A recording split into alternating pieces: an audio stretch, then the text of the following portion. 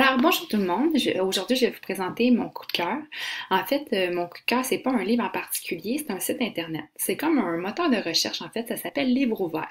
Si tout comme moi, t'es un passionné de littérature jeunesse, ben cette sorte-là, elle va être utile pas juste en sciences et en technologie, mais dans toutes les matières, parce que le site est classé, en fait, selon toutes les matières qu'on doit enseigner selon le programme.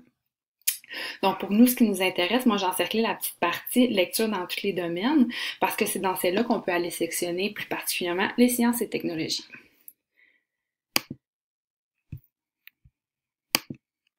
Donc, moi, j'ai fait ce choix-là parce qu'en fait, j'adore utiliser la littérature jeunesse.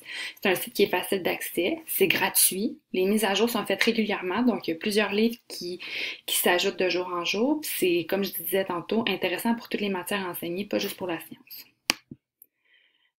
Si je veux faire des liens maintenant avec ma source, c'est le programme de formation. Ben, en fait, il s'agit de la littérature jeunesse. Tous les livres sont classés par niveau d'enseignement.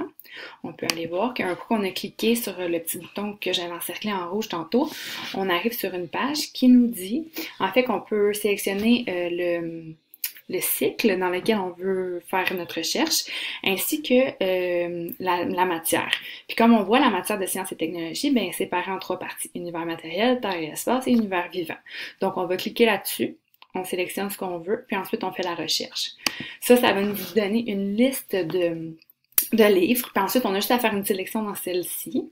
Puis on peut, pour chacun des livres après ça, on a un résumé complet du livre, on a des pistes d'exploration qui sont en lien avec le programme de formation. Euh, on a les pistes d'exploration qui sont séparées en quatre thématiques, pardon. Mettre en scène, échanger, enrichir son monde intérieur et regrouper les livres et les produits culturels. Puis tout ça, là, c'est tout en lien avec les savoirs, avec les compétences qui sont à travailler aussi. On a, comme je disais, ça regroupe toutes les matières. Puis si, tout comme moi, je disais tantôt, vous êtes un adepte de la littérature jeunesse, ça n'a pas rapport avec la science, la technologie, mais il y a aussi une partie continuum de lecture où il y a plein d'entretiens de lecture qui sont déjà montés. Mais ça, ça n'a pas rapport. Puis comme je vous disais, quand vous allez avoir choisi votre livre, vous allez arriver sur une page qui ressemble à celle-ci. Vous avez toutes, en fait, les livres sont classés, comme je disais, selon le cycle. Les petites cases en jaune qui sont en haut à droite, c'est le cycle dans lequel ils peuvent être travaillés. Vous avez le chapitre thématique aussi, encore éveiller son esprit scientifique pour cet exemple-là.